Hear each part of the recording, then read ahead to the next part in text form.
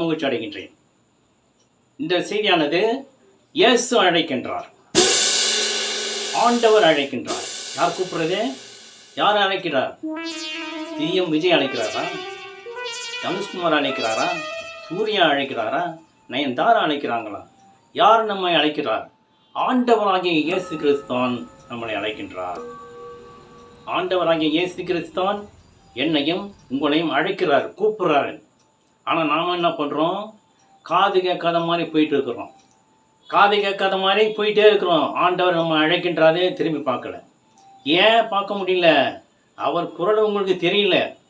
அவர் குரலை உங்களுக்கு தெரியல. இதே உங்கள் ஃப்ரெண்டு கூப்பிட்றான், ஆள்பட்டுன்னு கத்துறான், டக்குன்னு திரும்பி பார்க்கீங்க. சகாய் மாதிரின்னு கத்துறாங்க, உடனே திரும்பி பார்க்குறேன். ஏன் திரும்பி பார்க்குற? அந்த குரல் உங்களுக்கு பழக்கமான குரல். பழக்கமான குரல்னால உடனே திரும்பி பார்க்குறீங்க. ஆண்டவர் குரலுக்கு உங்களுக்கு பழக்கம் இல்லை இல்லையா? அதனால தான் உங்களுக்கு திரும்பி பார்க்க முடியல.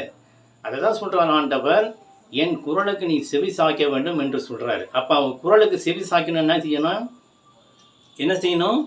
அவரோட பேசணும். எப்படி உங்கள் ஃப்ரெண்டு கூட ஃபோனில் அடிக்கடி பேசுகிறீங்க, நேராக பேசுகிறீங்க, பழகுறீங்களோ, அதே போல் ஆண்டவர் குரலை கேட்க வேண்டும் என்றால், அவரை கூப்பிடுவதை நாம் செவிகளில் கேட்க வேண்டும் என்றால், அவர் கூட நம்ம எப்படி பேசணும்? எப்படி பேசணும் ஆண்டவர் கூட அப்படின்னு கேட்கக்கூடாது. அதிகாலையிலிருந்து ஆண்டவரை சந்திக்க வேண்டும். சந்திச்சாக்கா அவர் நம்மோட பேசுவார். அவரை புகழ்ந்து பாட வேண்டும், துதிக்க வேண்டும். அப்போ ஆனந்தப்பட்டு அவர் பேசுவார். உடனே பேச மாட்டார், தொடர்ந்து ஜபிக்க வேண்டும். நீங்கள் கேட்கணும், என்னோட பேசுங்க ஆண்டவரே, உங்கள் குரலை நான் கேட்கணும். என் ஃப்ரெண்டு குரலாம் கேட்குறீங்க, பேசுகிறான்னு தெரியுது. நீங்கள் கூப்பிட்றது எனக்கு தெரியல, நீங்கள் பேசுறது எனக்கு கேட்கல.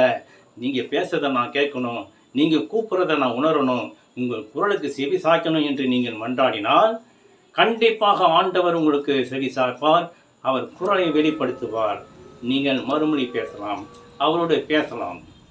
ஆமீன், ஹல்லேலூயா, பிரைஸ் தி லார்ட். அதுதான் இன்றைய செய்தி.